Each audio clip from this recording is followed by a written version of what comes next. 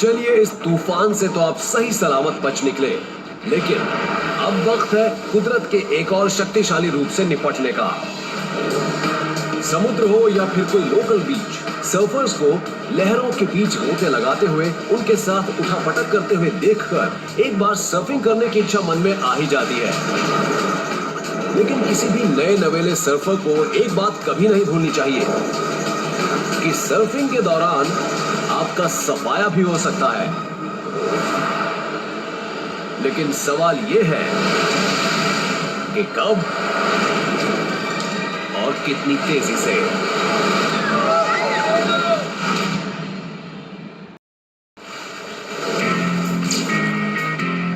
समुद्र की सुंदरता का कोई मुकाबला नहीं, लेकिन इससे इस जगह का खतरा कम नहीं हो जाता। लहरों के ऊपर तैरने का अनुभव कैसा हो सकता है, इसकी तो तब तक कल्पना ही नहीं की जा सकती जब तक कि इसे खुद करके ना देखा जाए। सर्फर ब्रेट बर्चर भी दुनिया के सबसे रोमांचक अनुभवों में से एक को खुद करके देखना चाहते हैं। आज ब्रेट ऑस्ट्रेलिया के तट पर आने वाली उन लहरों को आजमाने वाले हैं जिसे लोकल्स की भाषा में द राइट कहते हैं।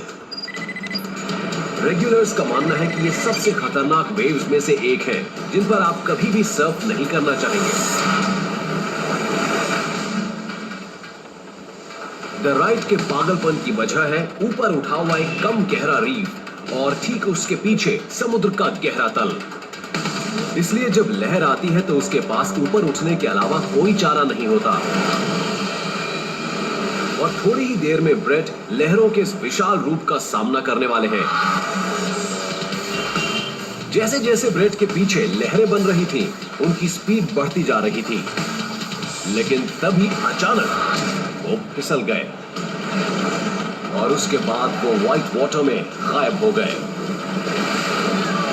उनका क्या हाल होगा, कुछ नहीं कहा जा सकता। अब अपने आप को ब्रेट की स्थिति में रखकर सोचिए, पानी की सतह पर से ब्रेट का नामो निशान मिट गया है। अब खुद को इस खतरनाक अनुभव का हिस्सा बनाइए और सोचिए अपने आप को जिंदा कैसे रखेंगे। क्या करेंगे आप? ए, किनारे की तरफ मुंह करके वेव के साथ बहते चले जाएंगे। बी, एक बार नीचे जाने के बाद रोशनी की दिशा में तैरेंगे। या सी, एक लंबी सांस लेकर अपने शरीर को लचीला कर लेंगे। आगे बढ़ने से पहले कुछ जानकारियां। आप 30 किलोमीटर प्रति घंटा की रफ्तार से सर्फिंग कर रहे थे कि तभी आप बोट से फिसल गए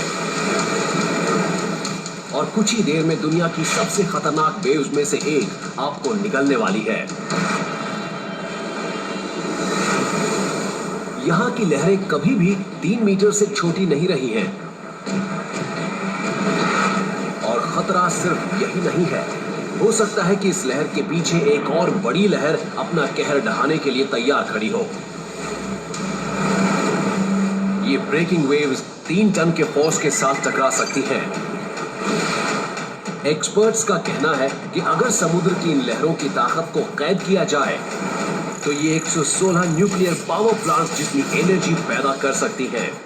और इतनी पावर किसी भी सर्फर को इस कदर नीचे पटक सकती है कि उसके लिए ये तय कर पाना मुश्किल हो जाएगा कि ऊपर की तरफ जाने का रास्ता कौन सा है। इस हाल में मरने की तो कई वजहें बन सकती हैं, लेकिन जिंदा रहने का सिर्फ एक ही रास्ता है। अपनी चॉइस जल्दी बताइए। ए, बी या फिर सी।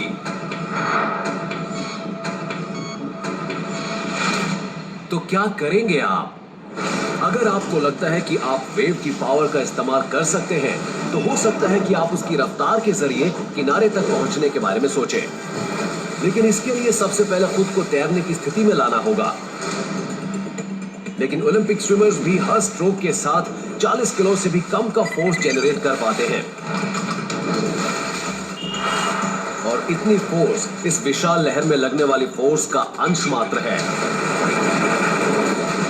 चलिए अगर मान लें कि ऐसे मुश्किल हालात में भी आपने खुद को तैरने के काबिल बना लिया, तब भी रेजर शार्प रीफ के खतरे से आप खुद को बचा नहीं पाएंगे।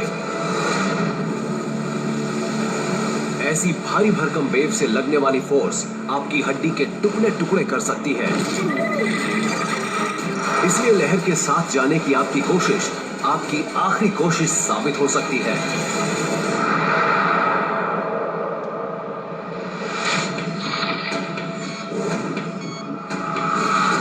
मान लीजिए कि आप रीफ से पार पा जाते हैं, तो एक गहरी डाइव के लिए खुद को तैयार कर लीजिए। इतने बड़े आकार की वेव आपको कुछ सेकंड्स में 15 मीटर नीचे तक धकेल सकती है।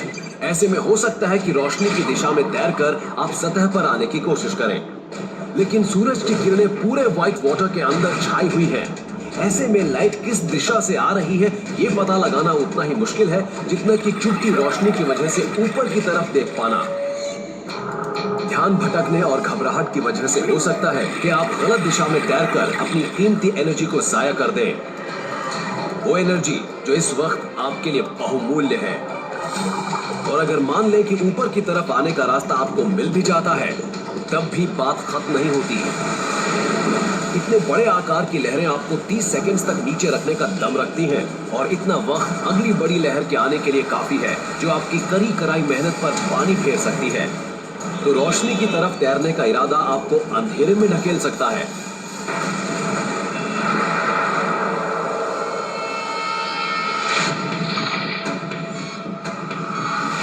तो फिर क्या करेंगे आप? अगर जिंदा रहना चाहते हैं तो सबसे मुनासिब तरीका है कि एक गहरी सांस लेकर खुद को ढीला छोड़ दिया जाए। शरीर को ढीला छोड़ देने से आप ज्यादा सरफेस एरिया कवर कर पाएंगे, मतलब ज्यादा रेजिस्टेंस और ज्यादा उछाल। ये सच है कि पानी के अंदर हर एक सेकंड एक युग के समान लगता है, लेकिन साइंस कहती है कि एक औसत व्यक्ति अपनी सांस 1 मिनट से ज्यादा देर के लिए रोक सकता है। अगर आप धैर्य रख पाए तो मुमकिन है कि वेव के गुजरने के साथ ही आपके पूरे फेफड़े आपको इतनी उछाल दें कि आप जिंदा बाहर निकल पाने में सफल हो सके। द राइट के कहर ने ब्रेट बर्चर के कान के पर्दों को नुकसान पहुंचाया, लेकिन क्योंकि उन्होंने गहरी सांस लेकर अपने शरीर को ढीला छोड़ दिया था, इसलिए वो अगली सर्फिंग के लिए खुद को ठीक ठाक हालत में बाहर ले ही आए।